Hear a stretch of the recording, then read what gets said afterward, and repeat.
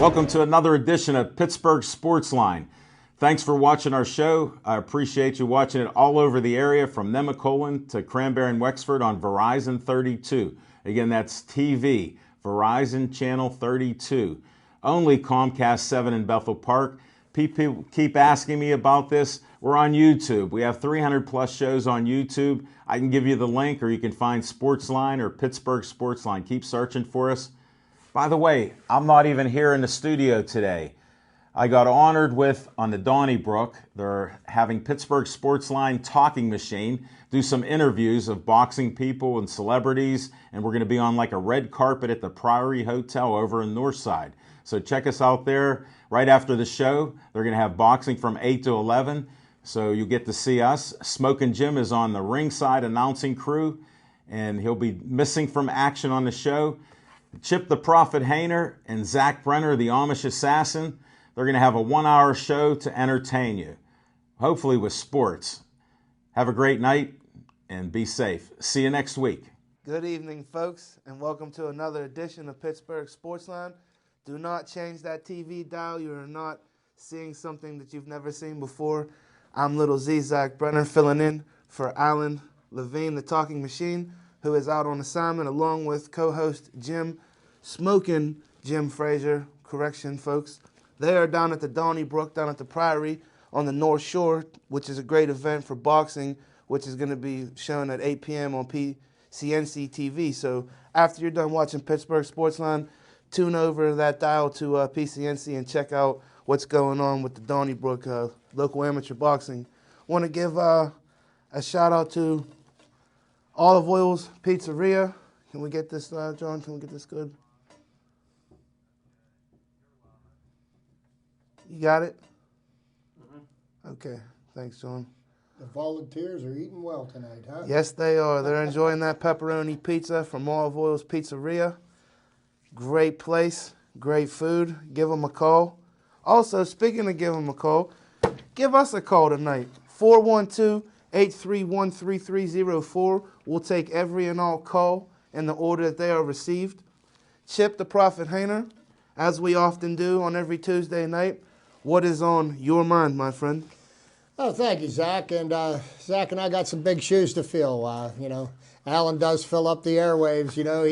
We don't call him the Talking Machine for nothing. And Jim's insight on just about anything that has anything to do with football will be greatly missed. So we'll try to pick up our end of the stick this week. But what's on my mind is one of my favorite sporting events of the entire year actually starts tonight with 2 play-in games, and that is March Madness.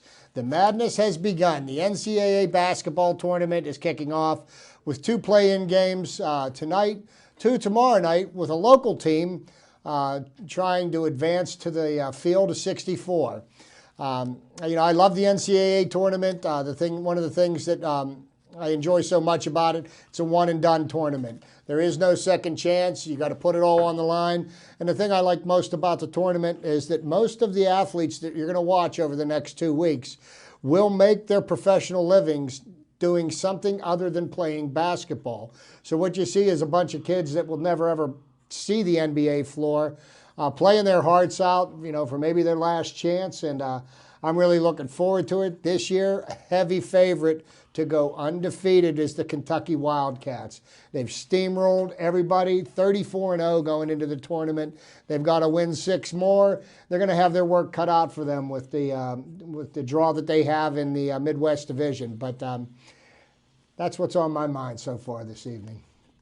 Well, that's still a little bit of my thunder, Chip the Prophet, with March Madness. Obviously, since I was a young lad and I was able to sit in in-school suspension quite often during March, I would fill out my brackets, and I have one here tonight that I'm going to be filling out during the show, so I'll offer a little bit of insight as we go through the night here, folks, because obviously the tournament starts on Thursday, but these meaningless games, as I call them, they are playing games, but these teams are, Just to give Cinderella you a a little aside to the play-in games, 2 years ago, I won my poll because I picked the play-in games, and the guy that I beat didn't.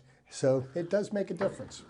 Well, depending on whose bracket that you're filling out, a lot of guys don't really count the playing games because, like I said, you have until Thursday to get your bracket in at noon. So, but that's another topic. So I'll switch to something else on my mind. And what's really on my mind tonight, folks, is NASCAR. NASCAR driver Kurt Busch of the number 41 car was recently reinstated by NASCAR after reaching the conditions of his reinstatement. We'll never truly know what really happened, Chip, in Delaware that night because, there's two parties and there's two sides, three sides, as Al Levine says to every story. The right side, the wrong side, and the truth. So I just found it a little bit ironic that, NASCAR kind of took the opposite approach to that the NFL did with, like, Ray Rice. And immediately before, charges were really filed or everything really turned out, they immediately suspended Kurt Busch. But Kurt Busch is back in NASCAR. He was racing in Phoenix. I'm sure he's happy to resume his racing season. And that's what's on my mind tonight, folks. Don't believe everything you hear. There's several sides to every story, and I'm happy Kurt Busch is back driving. And he's deserving to be reinstated because he has fulfilled the requirements set by NASCAR to be reinstated, and it's an ongoing process. But you think about as much of a disaster that the NFL made of the Ray Rice situation. I think anybody now moving forward is going to err on the side of caution as opposed to waiting because look at all the backlash that the NFL got. Now, NASCAR isn't bulletproof like the NFL is. I mean, it doesn't seem like no matter what the NFL does, they come out smelling like a rose. But, NASCAR can't take the negative hit. It could have been a different outcome, Chip, though, had there been, mobile home park trailer video of what happened with Kurt Busch and his ex-girlfriend. But the thing about the NFL and Ray Rice is that it turns out that video was handed over to the NFL in advance. And what they didn't know or they did know or what Goodell does or doesn't do will always be in doubt or whatever. But the NFL knew what was on the video. But the thing is, and I hope this is about the last that we'll mention about Ray Rice, but, free agency started about 10 days ago. Still not signed. And he has still not gotten an offer from anybody. And now, the next thing that I expect to hear is from his agent or an attorney that's going to somehow say that the owners are in collusion against bringing him back. But, look at the baggage that he's bringing with him. Hey, would you want him? Hey, listen, Chip, I'm not going to lie to you. The Oakland Raiders signed Trent Richardson from the Colts today. So listen to this, Chip. If they can sign Trent Richardson, the Raiders, why not sign Ray Rice? Well, to me, I think Ray Rice is a better running back right now than Trent Richardson. Well, I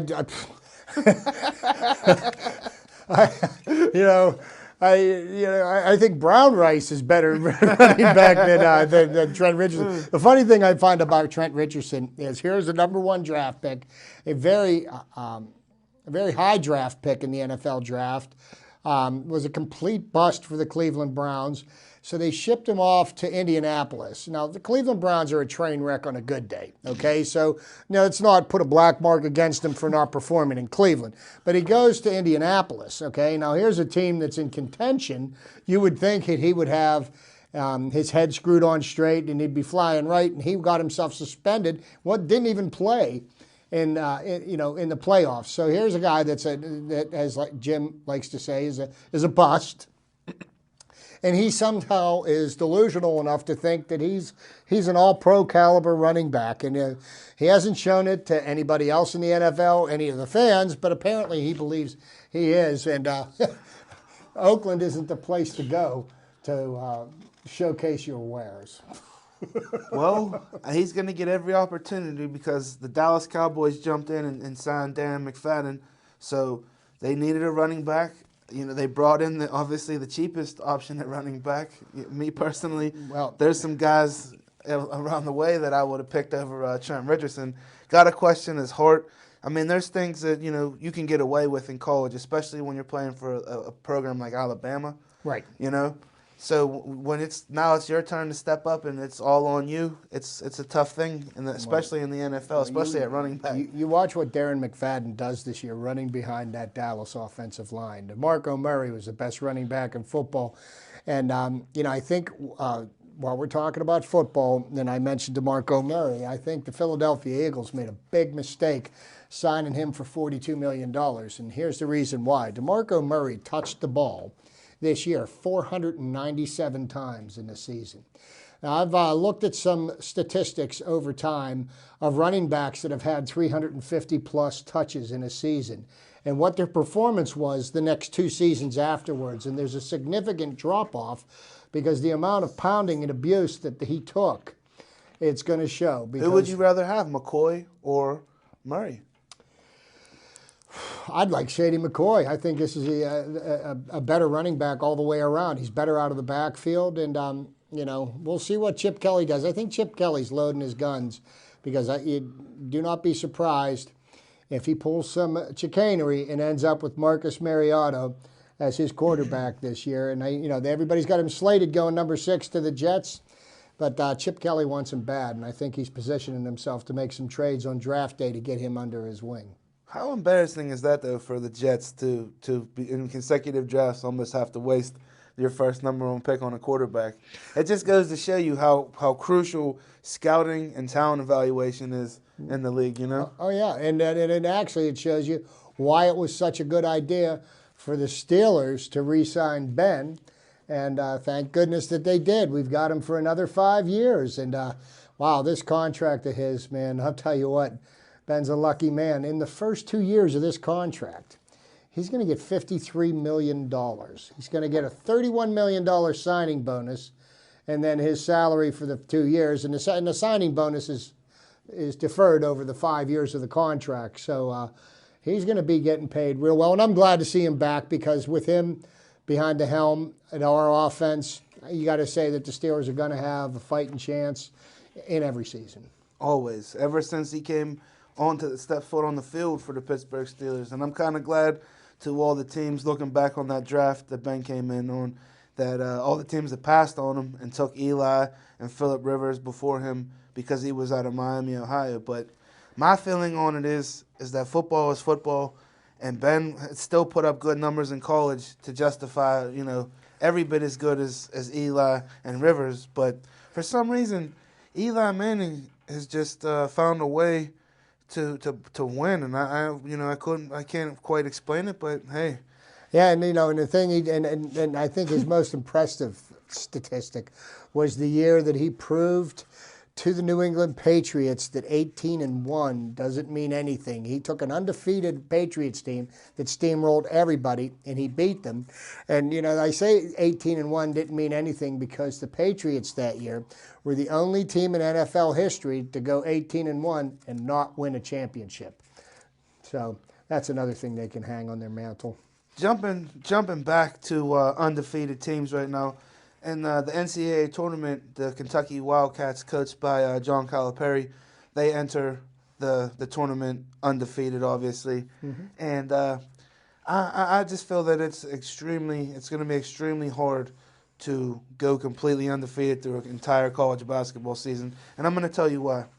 Maybe these first 2 rounds or so aren't such a challenge, but the challenge is going to come as they go deeper into the tournament and they actually start playing some high-caliber teams, and we're going to find, it's going to test the gumption of those Wildcats. But I would be stunned to see Kentucky win the whole thing wire to wire, going undefeated. Well, and this is going to dovetail into my Chips trivia. So, just to kind of talk to you about, I was doing some research today. Well, I had 15 or 20 seconds because I'm at my busy time of the year, and I don't spend much time sitting still. But there's a poll I saw on ESPN, which I voted in, and over 500,000 people have voted in this poll. And they said, who are you willing to pick for the NCAA tournament, Kentucky or the field? and Kentucky is winning by 1% over the field. And I said, and it's not just like 15 or 20 people that said this. This is over 500,000 people who voted. I think that's a pretty telling statistic. But to get to my trivia and to kind of, finish off what Zach was saying, how difficult is it to be an undefeated champion and to win it all? Well, the last time that happened was in 1976. So as you can see, it doesn't happen very often, and there was a team last year that went into the tournament undefeated, only to lose when it got down near the very end of the Wichita State team. Okay, but there have been 7 undefeated NCAA basketball champions in the history of the tournament, and I'm going to go through the teams that won and the years that they won it, what their record was. The first one was the San Francisco Dons, 1956. Bill Russell and Casey Jones were the centerpieces of that team. And Bill Russell, obviously, everybody knows who he is. Celtic great, won 10 championships himself as the center of the Boston Celtics. And Casey Jones also played for the Celtics on Red Auerbach's team. The next undefeated champion happened to be in 1957, North Carolina Tar Heels. They defeated Wilt Chamberlain's Kansas team in 3 overtimes. So not only did they go in, 31-0 in the final game, they had to go 3 overtimes to win it all. The next 4 undefeated champions were all part of John Wooden's dynasty at UCLA. His 1964 team was 30-0, and that was the first of John Wooden's 10 NCAA titles. 1967, the first of a record 7 in a row for the Bruins, and by 7 in a row, they won 7 tournaments, NCAA tournament championships in a row. They didn't go undefeated, every one of them. So the first one, 1964. 1967 was the second one. 1972, UCLA once again was 30-0, and this was part of the 88-game winning streak, a record that will never be matched. That's like Joe DiMaggio's 56-game hitting streak. It's never going to be equaled, I don't believe. The fourth and final one was in 1973. Bill Walton. His record as the Bruins center was 86-4, and they were followed by Indiana's Hoosiers and Bobby Knight's perfect team, 32-0 in 1976. Now, so it's been done. It's been done 7 times. It hasn't been done since in almost 40 years. So, this is what my thoughts are. And I've watched the Kentucky team, and I would not be too surprised if that team ends up with 6 or 7 first-round NBA draft picks this year. And I think the Kentucky Wildcats are going to do it this year. If I was going to bet, I would bet on Kentucky against the field. But, what do I know? I make predictions now and again, and sometimes I'm right, sometimes I'm wrong. I think Kentucky's a very, very strong contender. I think they could play with anybody. Doesn't mean that they can't be beat. I just don't know if they will be. That was my trivia for this week. Guys, I usually like to make my trivia pertain to what's going on in the sports world, and we're going into the tournament, and I'd like to make my predictions before the first tip-off. Well, that's the next segment, as Olivine always alludes to. I'll take you to On Location last night at the Smokehouse on West Liberty Avenue. It was a little bit dark in there, Devonshire, as you could allude to in the control room. It was quite a little bit dark, but it was quite bright under the lights where the stage was set up for these guys. But it was a great show last night. Had a lot of great guests. Jamie Chesney came out, MMA fighter, who I feel was way too gorgeous to fight in a cage. Oh, she is easy on the eyes, Zach. I will tell you that. Very much so. Comedian T-Robe, who performs down at the Improv at the Waterfront, came out to the show last night. MMA fighter Rich Canalina also came out to the show last night. So it was a great show. Smoking Jim Frazier ate every ounce of meat off of the bones of his ribs. That's a first. Did he suck the marrow out of the French bones? fries were gone. The bones were alone, and I went home. But it was a great show at the Smokehouse. I believe next week we're back at Duke's Rib House and Grill, but don't quote me on that. Thursday we have a show with Jessica Lee. It's gonna be a great time. Looking forward to that. And that's On Location. As we move along through here, let's talk a little bit about the University of Pittsburgh Panthers, men's and women's hoops teams. It's a shame or a travesty in my book when the women's hoops team is in the real tournament and the men's team is in the NIT, but what are you going to do? Susie McConnell-Serio has done a brilliant job with that Pitt women's basketball team. Yeah, she is. That was one of the smartest hires that Steve Peterson ever. I guess his swan song. He did leave them with an excellent coach. She's a local girl, and she just knows how to motivate that team. They've only got 2 seniors on this team, and the girls couldn't be more excited. I heard some sound bites from last night when they were announcing the tournament selections, and the Pitt was the next to the last team that was picked. And Susie McConnell-Serio said that she didn't care if they were picked first, they were picked last. She said, I didn't even pay attention to who we were going to play. I didn't care. I was just overjoyed that they made it. And I'm happy for the Pitt women's basketball team, too, because I think that she could really build something there. You stay there 10, 15, 20 years. She could recruit all of the best talent from all over the place, and she's a been there, done it kind of gal. She's done everything that there is to do in women's basketball, from playing in the WNBA and winning championships there, college. She's done it all. The real question is, nobody's questioning McConnell-Serio. The real question is Jamie Dixon. What do you do with Jamie Dixon, Chip? What do you do? Because there's a guaranteed man that's going to win you at least 18 to 20 games every season. And, but this is the thing, though, as you smile. This is the thing, though. Here's the question, though.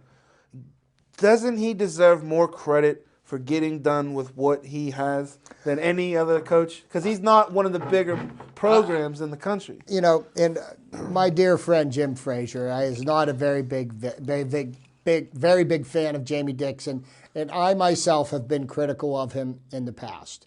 That all being said, I'm thinking back to the last time the University of Pitt basketball team, men's basketball team, played in the NIT. And we have to get into the Wayback Machine and go all the way back to the year 2000. And Ben Howland was head coach of the Pitt team. And the only reason why Pitt made it to the NIT that year, because they had a very strong run in the Big East tournament, lost in the championship game, which enabled them to make it to the NIT because they didn't really have a particularly good season. They had a young team at the time, and the ironic thing was that they made the NIT. They lost, I believe, in the second round that year. The following year, Pitt was a number 3 seed in the NCAA tournament. So I'm going to go out on a limb here because I see some parallels between the Pitt team that's playing now, which is an extremely young team. Most of them will be back. They've got some junior college transfers coming in this year. I expect the Pitt Panthers to make the NCAA tournament next year. I'm not going to go any further out on a limb than to say that, yes, they will be an NCAA tournament team. I think the lessons that they learned this year, will bode them well because, you take it into account. This is a very, very young, inexperienced team. And they played teams the like of Duke, North Carolina. Those are the big kids on the block, and not just in the ACC. They're the big kids on the block nationwide. Exactly, Chip. And the big kids on the block, you don't think they're going to reload with all those McDonald's All-Americans? They will. And I'm not saying that they're going to win the ACC. But what I'm saying to you is, wouldn't you say, though, that this year, though, in my opinion, the ACC was one of its weakest? North Carolina wasn't as strong as you expect out of a Roy Williams team. Duke wasn't, as Duke's the number 1 seed. They are number 1 seed, but I'm telling you right now, Duke is not built like typical Mike Krzyzewski teams. They can be beaten. They they are flawed. And Virginia all year long was ranked number 2 or number 1. Until they finally lost.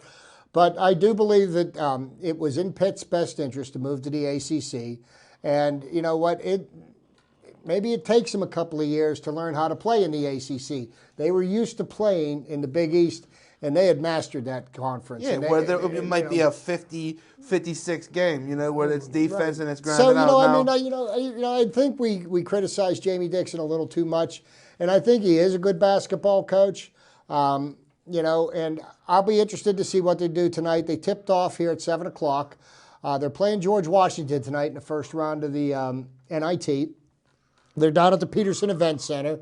So let's see what they bring. They the last 4 games of the season, they kind of tailspinned 0-4 going out towards the end of the season. They've got nothing to lose right now. The only thing they've got left to play for is pride, and I think playing in a tournament-type atmosphere can do nothing but bode well for this team for next year because, in a tournament game, every possession is important. You can't say, I just threw it away and it's no big deal.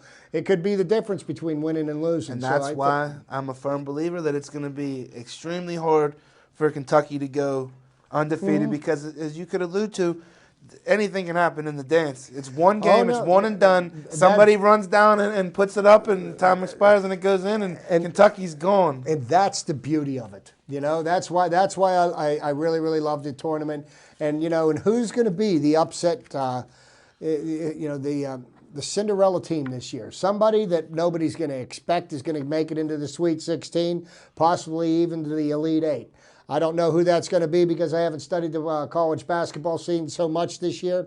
And maybe when I get home, I'll get online, fill out a couple of polls, but we'll see what happens. It's such a great tournament to watch because individuals take center stage. Guys that can just make things happen, can create off the dribble, can win games, and just take over this tournament. Tell you another team to keep an eye on.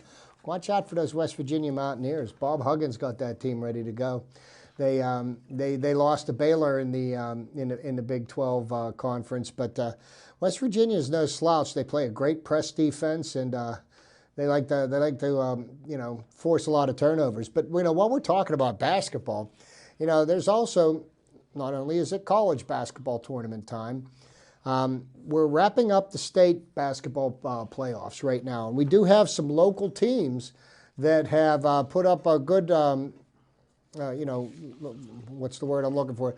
That have played very well and are vying for championships. The first one is a City League team, the Alderdice Dragons. They are playing tonight against Martin Luther King out of Philadelphia High School. And this is one of the teams that year in and year out is one of the best teams in the state. And actually the 2 best teams in the state right now are the Roman Catholic team out of Philadelphia and the Martin Luther King team. Alderdice is ranked number 3, and Alderdice really does have a chance. They've got the amazing set of twins that have been performing. Plus, they've also got a guard named Ramon Crichton, who's very unselfishly decided to spread the ball around. And instead of going out and being happy that he scored 20 points, he scored 12 or 13 points, and the team's winning. It's making a big, big difference.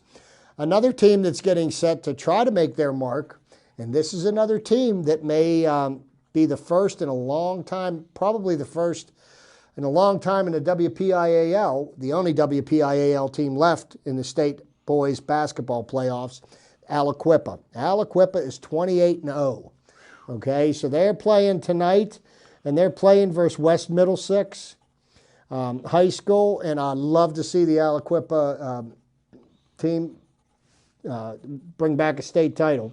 Also, we've got some local girls basketball teams that are playing in the semifinals. And in the Quad A, you have Norwin playing against Cumberland Valley. And Norwin is the 3rd-ranked women's team in the Quad A, and they are playing the number 1 ranked team, who has the number 1 ranked female high school basketball player in the state, Kelly Jokett. And so they've got their works cut out for them, but Norwin has been playing real well. Also, we have Blackhawk is playing Berks Catholic, another team from out east. They're playing tonight in the AAA semifinals. And let's not forget about Seton LaSalle. Seton LaSalle is playing Bishop Canavan this evening in the semifinals of the Class AA. So we've got some local teams that are trying to make some noise, and let's see. Root these girls on. They're 2 games away from playing. Well, actually 1 game away from playing for the championship. High school basketball, folks. I tell you what, though, Chip. As I look through this bracket here for the NCAA, Kentucky was done no favors by the committee by any stretch of the imagination. There's a Notre Dame team that's hot, that's lurking right around the corner for Notre Dame. Wisconsin is gonna face up in Arizona, Sean Miller, local product in McConnell is out there. Oh, yeah. Playing for Arizona's a number 2 seed, and arguably a lot of people felt that they should have been a number 1 seed. Sean Miller's battle tested, and he knows what to do. He's got that team going, doing very well. But the Notre Dame basketball team did something that no other Notre Dame basketball team has ever done. They won a conference title. They won the ACC title. They beat North Carolina in the championship game. So, you come out of the ACC as the ACC champ, you are no slouch. Well, to me, I'll tell you what's a disservice, though, Chip, is that the committee gave Notre Dame a number 3, and they gave North Carolina a number 4 seed. To me, that's just not right in my books, in my opinion. To give for the peril in the ACC to give Notre Dame a 3 and North Carolina a 4. I mean, Pitt beat North Carolina. So, Pitt also beat Notre Dame, but here's what here's what you have to think about. Notre Dame and Duke, they're always going to get a top 3 or 4 seed just based on their name, on their history, and because of the coaches that coach the team. A Roy Williams coach team, Coach K, he's got 1,000 wins in his career. I mean, he could take 5 kids off the street and probably win 3 games in a tournament. Like I said, I already focused on the Kentucky side of the bracket. I haven't got to the other side yet, the East and the South. But just glancing at it, Chip, it is nowhere near as loaded as the other side. Like, this Kentucky side is completely loaded. I was just going to give a quick rundown of what's going on here on the other side. You got Villanova is a number 1. They're 32-2 going into the big dance. Let's see who as we run down here. Virginia is on this other side. Duke got rewarded with a number 1. So my question is how do you go 29-5 as Notre Dame, win your conference championship? Duke goes 29-4 and gets rewarded with a number 1, and you get a number 3. You know what? I'm not a bracketologist, and I don't figure all this stuff out. Brighter minds than mine do.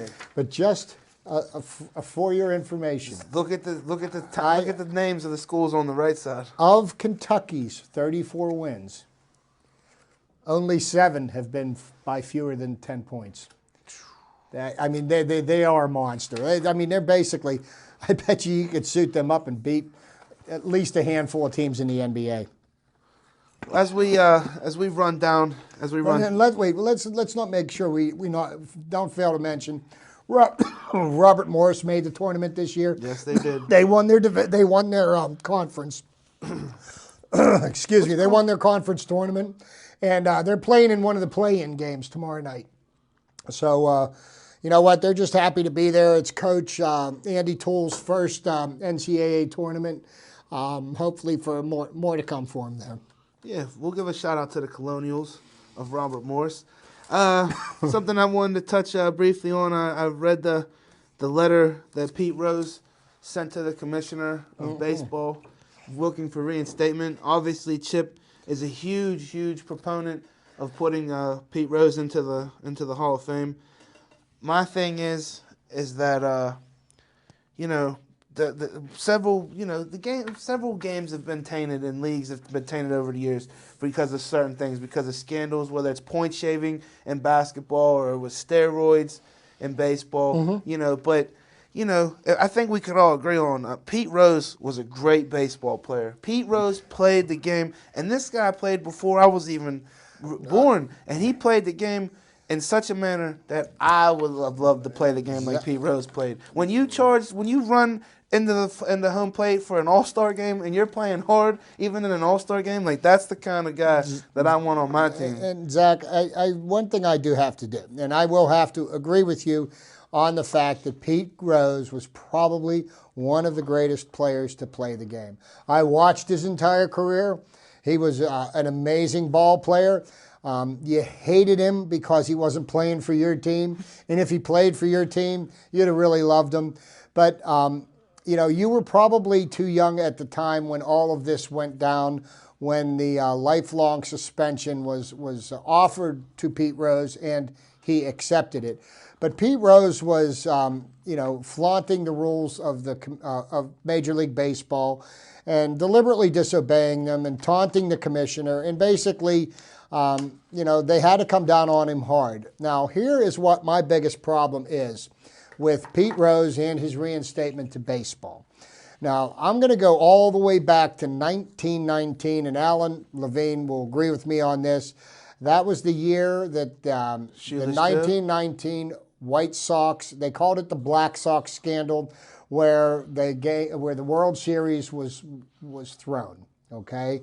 And a gentleman named Shoeless Joe Jackson, who was really kind of an uneducated Southern man who was a great baseball player, really didn't have a real good idea. He was kind of led down the path by the wrong elements. But be that as it may, he was involved in the scandal, and he was subsequently banished for life by Kennesaw Mountain Landis, who was the commissioner of baseball at that time, because he was involved in a gambling scheme that, tossed the World Series. Now, baseball has set precedent by anybody involved with gambling will be banned from baseball for life, okay?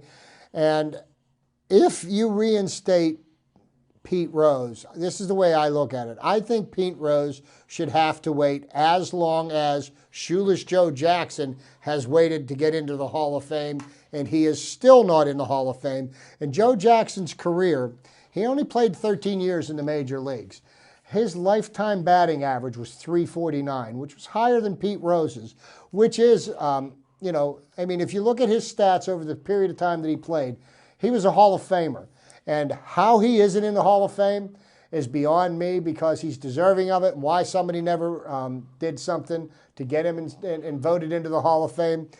But because of the precedent set, I think that they should honor the precedent. Why should Pete Rose get special consideration when somebody that has done it the same thing before will not? Did Shoeless Joe Jackson not still have fantastic numbers for that World Series, though, that he's accused of tanking? You know what? I'd have to go back and revisit it. But the fact of the matter is, and here's what's going to happen, because public opinion is probably going to favor Pete Rose.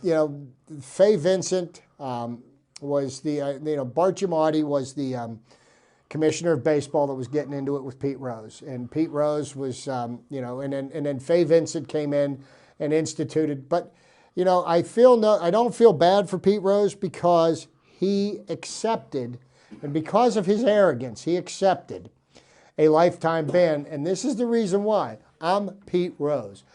A different set of rules apply to me. Oh, go ahead, give me a lifetime ban. A year from now, you guys are going to vote me into the Hall of Fame anyhow. Well, he's wrong.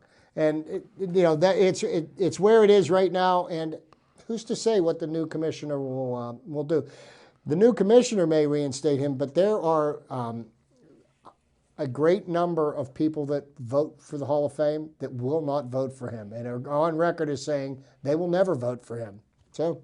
And is that in that list? Does that include Roger Clemens, Barry Bonds, Mark McGwire, and at all, Sammy Sosa, all of them? And it's funny, because you have baseball writers, and they carry petty grudges against people, and they'll carry them with them to their death. And these guys, they get a vote for the Hall of Fame, and they got it in a deathlock, and they're not going to give it up for anything, and they're going to make their point. And so I personally would not be too surprised if he ends up being reinstated and ultimately gets voted into the Hall of Fame. But I don't know if it's going to be an automatic thing.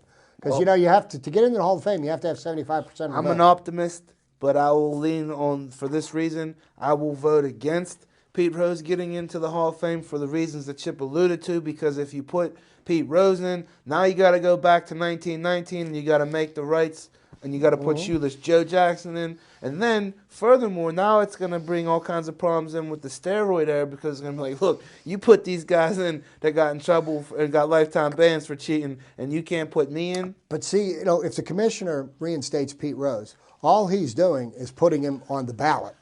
He's not putting him into the Hall of Fame.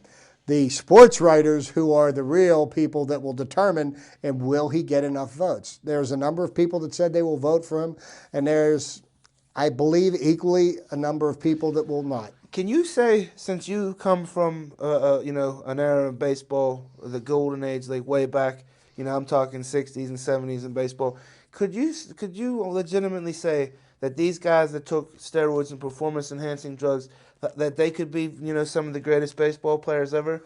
Because I'm gonna name some names. Like I said, Roger Clemens, Barry Bonds, Bonds, Alex Rodriguez, like these guys that have tremendous numbers. Doesn't that taint the numbers? Well, yeah, it does taint the numbers. And here's what the thing is about these guys. These guys were the best players of their era. They would have been Hall of Fame players if they didn't do this. The only reason why they did this was because of the money that was being thrown around, and their egos got the better of them, and they wanted to be the highest paid, and I want to have the most press, and I want to have the most notoriety.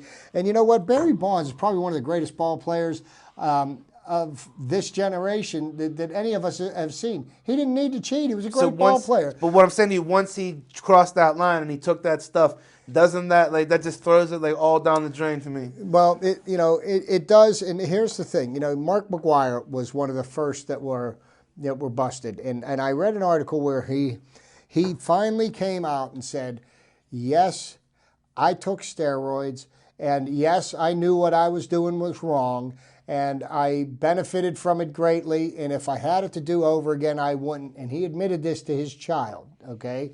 And, and that right there was that they all knew that what they were doing wasn't right, but they attacked people. Roger Clemens, had a team of lawyers. They sued everybody.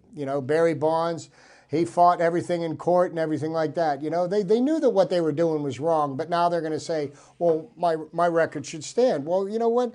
You didn't need to do that because, if Barry Bonds didn't do steroids, he wouldn't have hit 700 and however many home runs he's gotten.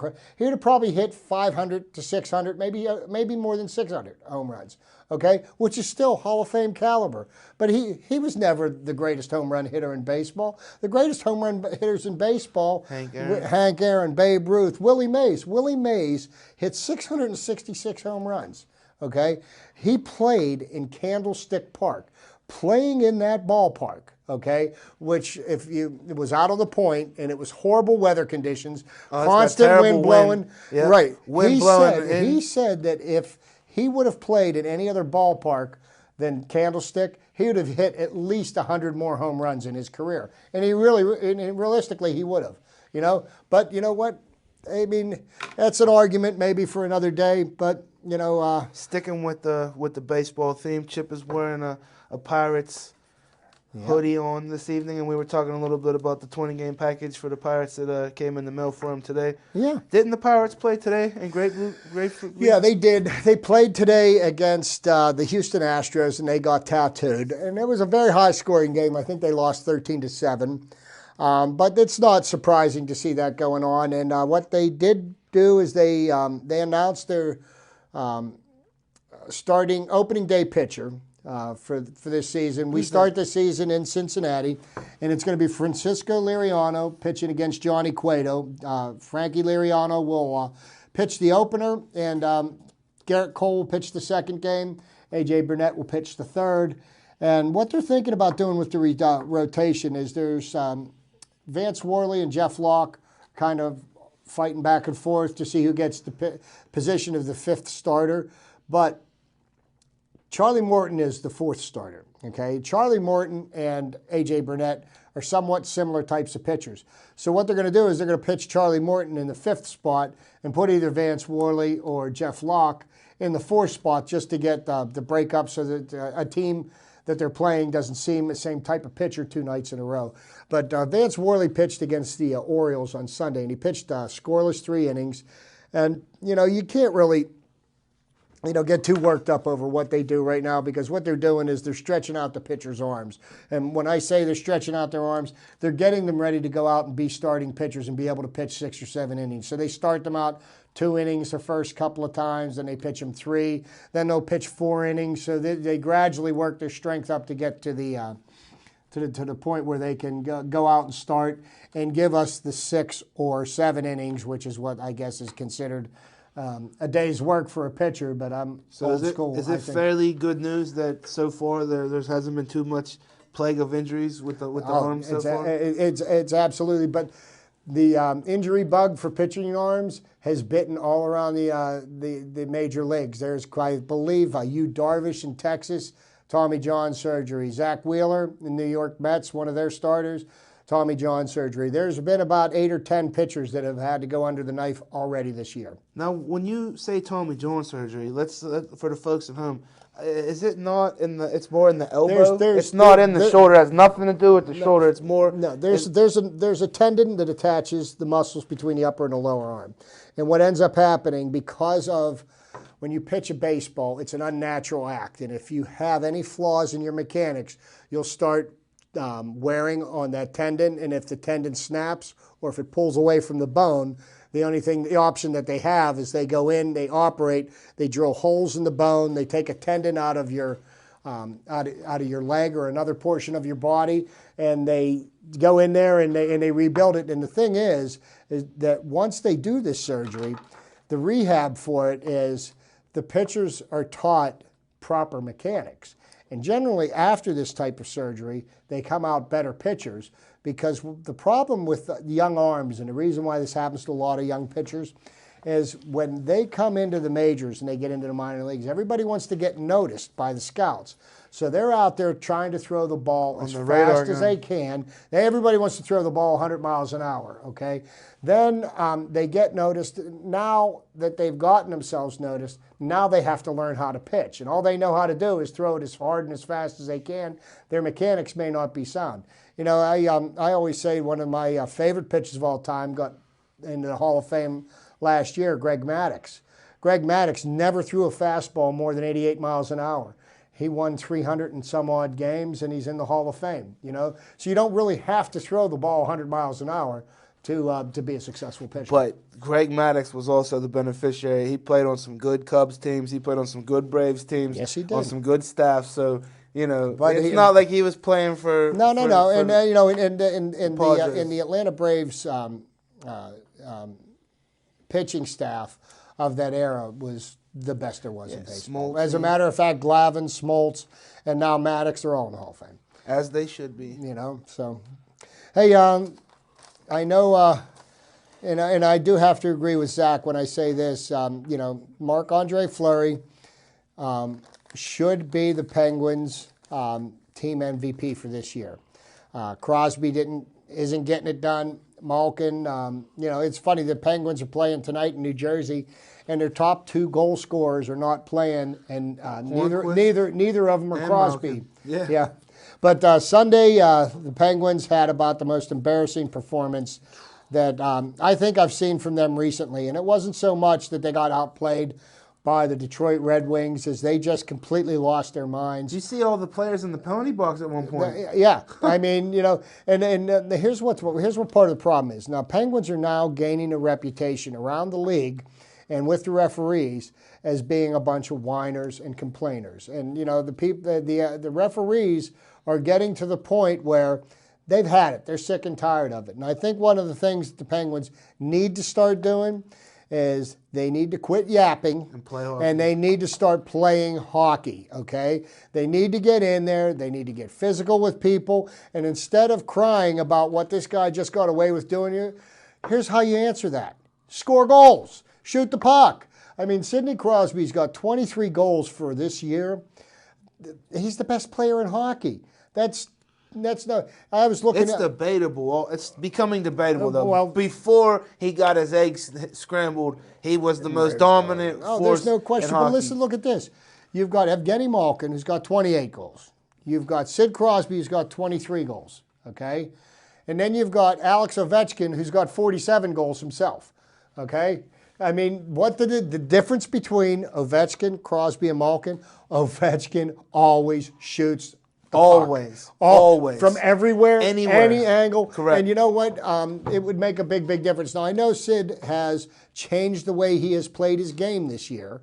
okay, because they are playing a more defensive-minded system.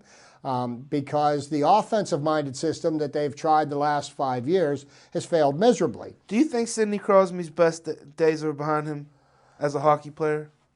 I do. I am very disappointed in him. I don't think that, he's the captain of the team and everybody says he's the hardest worker. But, show some leadership. If he's not, I believe that he's injured and he's been playing hurt all year. And I think that whatever was going on with his wrist has affected his ability to shoot the puck and shoot the puck with the zip. And you can never get any kind of a straight answer out of them. And hockey players are tough guys, and they're gonna, they're gonna play regardless. But I'm very disappointed in the way he has played, this year. Somebody that is arguably the best player in the league, highest paid player, I don't think he performs like him right now. I'm going to throw out a name there from the Chicago Blackhawks, Kane. Mm-hmm. One of the premier players in the league, an American-born talent. But I think that what has the Penguins in trouble right now, Chip, is that the way that their salary is structured. You got a lot of money invested in the goaltender Fleury and in Malkin and Crosby and Letang. Mm-hmm. And so for the rest of it, you kind of just scavenger and what I think is we're not going to get back to winning Stanley Cups in this city until the whole quality of the team improves. I'm talking the third line to the fourth line, until you get some better production from those two lines and you just don't throw guys from all over the country together. When you had guys like Max Talbot on the fourth line, he was producing. I mean, he was penalty killing. He still could score. He was grinding. He was doing grit. And then, you had the likes of Stahl anchor in the third line, and then you split Crosby and Malkin up. That will go down as it was a dominant team. But if you also go back to, we still were suspect on defense because we almost lost that Stanley Cup. If somebody didn't, guys were diving and taking the body and blocking shots. You just don't see that from this team anymore right now. And I couldn't agree with you more. And I think Ray Shero, as the general manager of the Penguins, he did some great things for the Penguins. He got us into the Stanley Cup Finals in 2008, 2009. And I think he also did the Penguins a disservice because I think the model that they have, where they have a majority of their salary cap money tied up in 4 players, leaves them very slim pickings to get those role players that you were mentioning. People, right now, we don't have a dominant first and second line. But when we did have a dominant first and second line, we had a third and fourth line that was capable of scoring when the first and second line got shut down. The recipe's out there to beat the Penguins. Here's what you do. You shut down Crosby, you get into Malkin's head, and everything else just kind of falls apart. And then you crash the net and you shoot. And you crash on Fleury and you shoot. I mean, what happened on Sunday, that's a page right out of the Philadelphia Flyers book. And I mean, I was watching that game, and the Detroit Red Wings did not play a dirty game. You know what they did? They out-hustled, they out-hit, and they shot the puck. And subsequently, look what happened. I mean, people lost their minds. I can't believe that we put so many people in the penalty box against the team that has the best power play in the league. That's it's a recipe for disaster, and subsequently, look what happened. But they've got 13 games to turn this around. How would you grade the performance of the first-year head coach of the Penguins this year? Mike Johnson, I would probably give him a B+. I don't really think that he's done a bad job, and here's the reason why. We always are quick to point the finger at the coach. It's the coach. But you know what? I'm always of the mind that, the players on the ice, they have some accountability too. They need to step up. The system that he's playing works. When the system breaks down is when the players aren't doing what they're supposed to be doing. And one of the things that before Michael Therrien was run out of town, okay, he had a way of communicating with the players, and he took them to task. And you know what? When they were out there, I can remember after one game, he said that this team was trying to be the worst defensive team in the history of the NHL. I mean, he called them out and the players didn't like it, but you know what?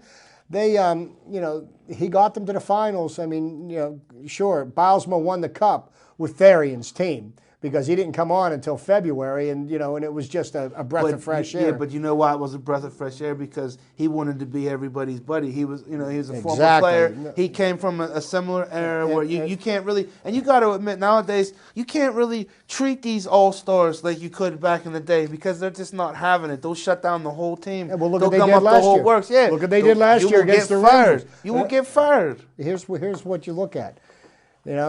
You think Therrien's way of doing things doesn't work? Who's the top team in the East this year? The Montreal Canadiens. And who they coached by? Mike Therrien. So they also, Carey Price is also playing lights out in goal too. He's right up there with Marc-Andre Fleury. Oh, he got Price. You got Crawford in Chicago. You got Quick. Pekka Rinne in Nashville. You got Tuukka Rask. You've got the kid down in Nashville. There's a lot of good goaltenders out there right now, and if you can put the right defense. Now they think the Penguins are playing a much better defensive system, but they have to score goals to win. Exactly. What they did last Thursday night, I believe, they go up 4-0 on Edmonton. And then they went to sleep and let Edmonton come back and tie the game. And Edmonton's the worst team in the league. Yep. Now they scored 2 late goals to win that game. But that right there, they cannot let that happen.